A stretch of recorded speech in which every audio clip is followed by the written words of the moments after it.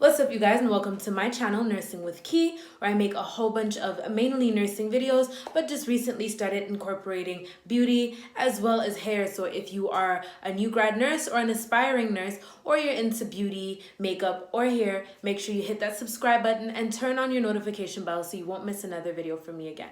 Alright guys, so as you guys could tell by the title, you guys know that I recently quit my job at the hospital, and I kind of wanted to come on here and share this story with you guys because, like I tell you guys in all of my intros, I teach you guys what I learned along my journey so that you guys can learn from my mistakes and have a smooth nursing journey. That's why I created this channel, and I just feel like this is a story that I want to share with you guys just because these facilities can be a little bit trifling sometimes, and I want you guys to kind of hear my story and kind of get my message at the end because, baby, they be playing games. Okay, so for those of you who don't know, I was working as a CNA I've been working as a CNA for a year and a half, 2 years.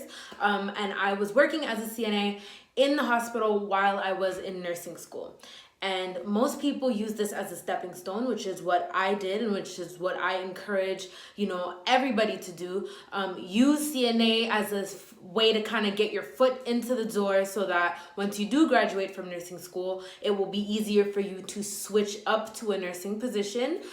Most of these facilities usually just, switch you up and allow you to kind of, get that nursing experience and, move forward.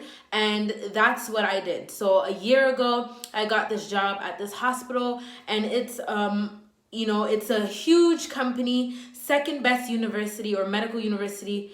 Well, it's not really a medical university. It is a university, but it's the second best university in Canada, which is where I live. I'm Canadian, for those of you who don't know. And yeah, great job, great place, very close to my house. It was really convenient. And to get my foot into that company was like huge for me, because I was just like, wow, like this is the company I would want to work for as a nurse. And they have 4 branches. So they have a neuro branch, and then they have 2 huge hospitals. They just built another branch, and I think that one may be one of the biggest in Canada. So that is huge. And the one that I was working at was the smallest hospital, but I didn't mind because it was, close by my house, like I said. So it was easy for me to get there, from home. And yeah. So when I got hired by this company, they were very well aware that I was in nursing school. And I know they were aware I was in nursing school because I don't have a CNA certificate or a CNA diploma.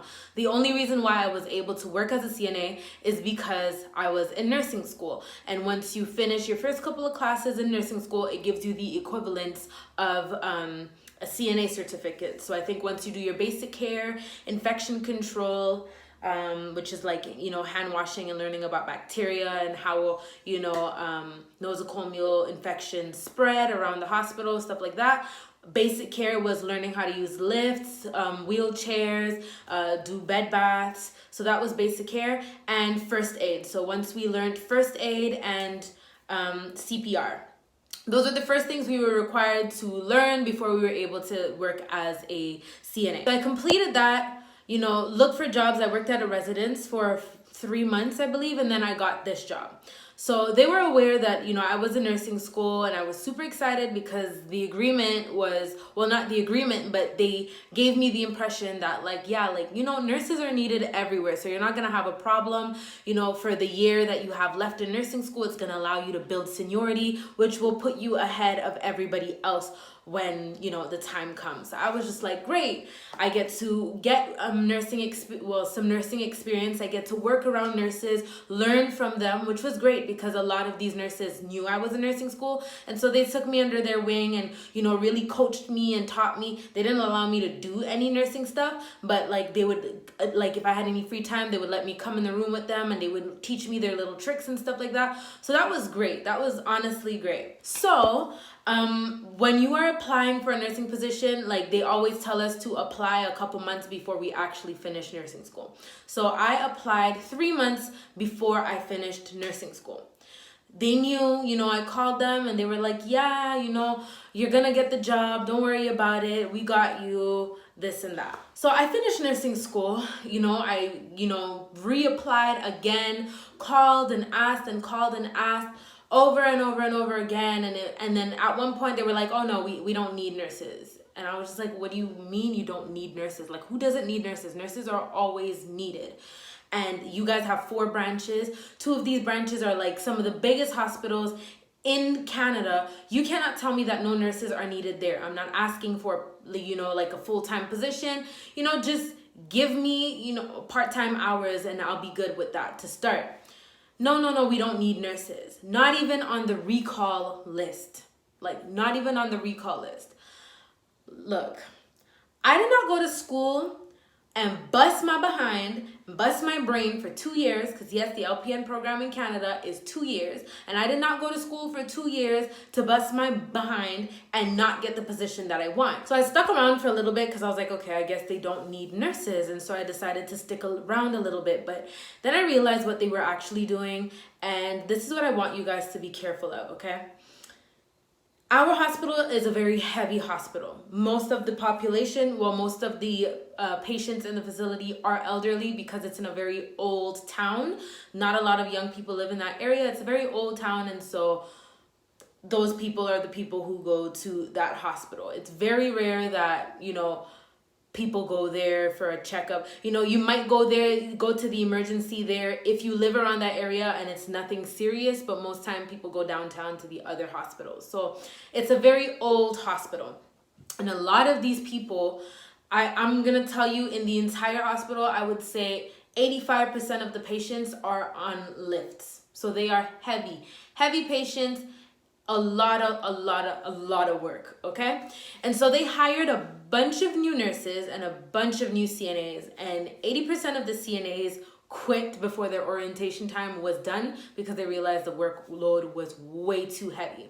And a lot of us CNAs went to nursing school, graduated from nursing school, applied for nursing positions, but then I realized that they're hiring all these nurses. Like, they're telling us that nurses aren't needed, but yet new nurses are coming in every single day, and we're supposed to have priority over them. I mean, I've been there for 1.5 years. There are other people who've been there for 4 years working as a CNA and decided to go back to school. So they have 4 years of seniority, and all these new nurses are coming in, but they don't need nurses. Then I realized that the only reason why they don't want to give us our nursing position is because if they give us nursing positions, they're going to have a shortage in CNAs.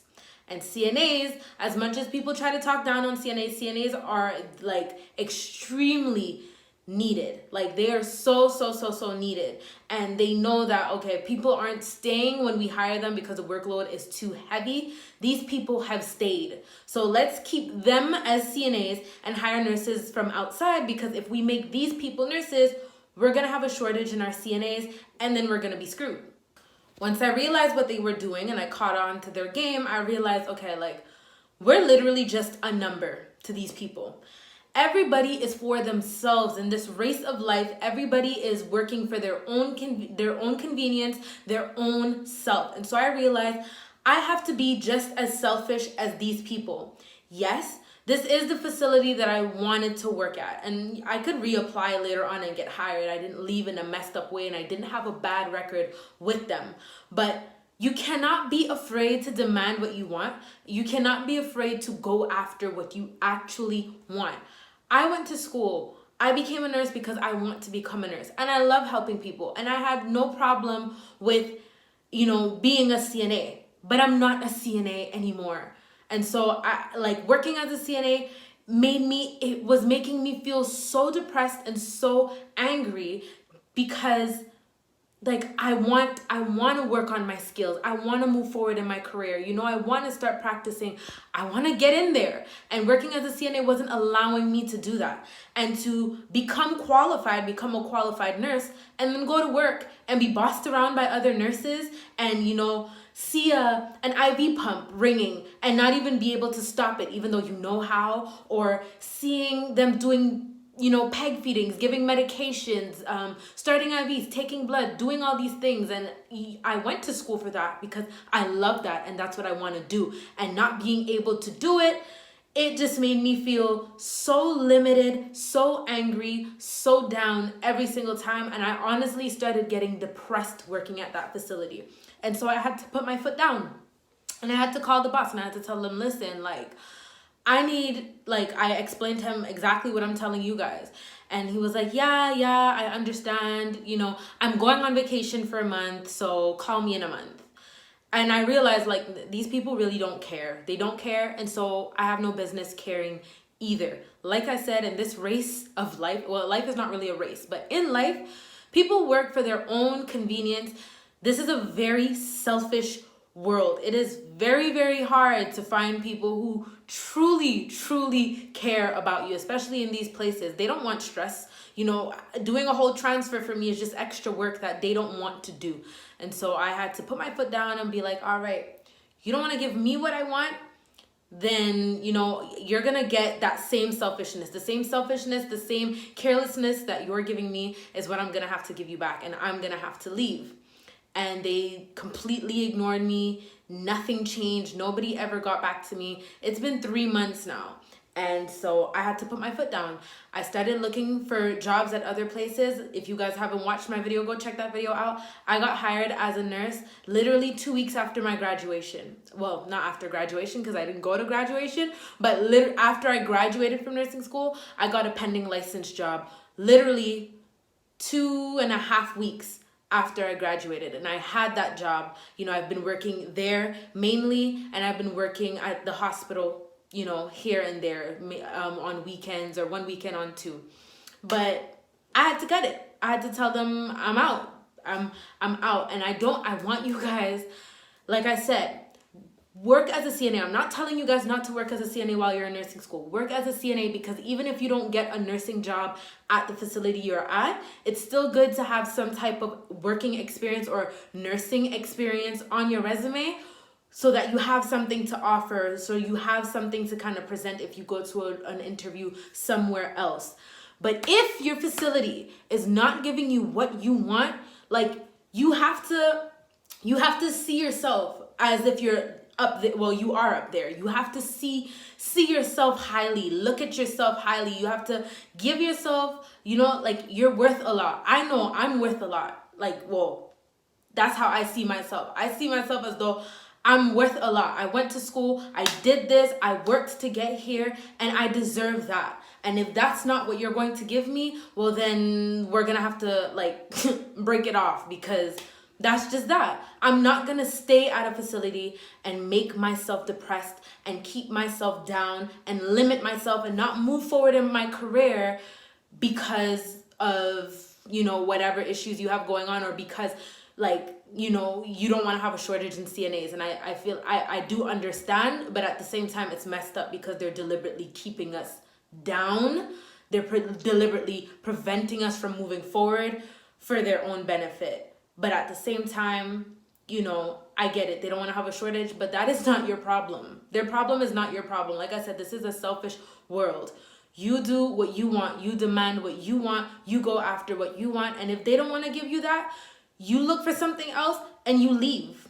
Yeah, it is one of the best facilities. I still got something good, somewhere else. I still have that on my resume anyway, so it's still gonna look good anyway. And it's not like I got fired. I'm the one who quit, and I could explain why to another manager. Even if they ask me why I left that place, I can tell them and they will understand, because no one wants to go to school for all these years and still be limited doing something else. I mean, imagine going to medical school, doing janitorial work while you go to medical school, or, doing, working as a secretary or something while you go to medical school, and then you graduate as a doctor and they still want to keep you as a secretary. I mean, you didn't go to school all these years for nothing. Anyway, I'm blabbering off, but guys, do not be afraid to demand what you want. And if they do not want to give that to you, move forward. Life is forward. Not backwards, not staying in the same position. We look straight and we move forward. period. Anyways, guys, I'm done with my rambling. I don't want to keep you guys on here too long. Just wanted to share that little story with you guys, and I want you guys to keep that in mind for all my soon-to-be nurses and aspiring nurses. I wish all of you guys the absolute best on your journey. I'm sending you guys all the love, positive energy, positive vibes. I hope you like this video. Don't forget to like, comment, and subscribe, and I hope to see you in my next video. Bye.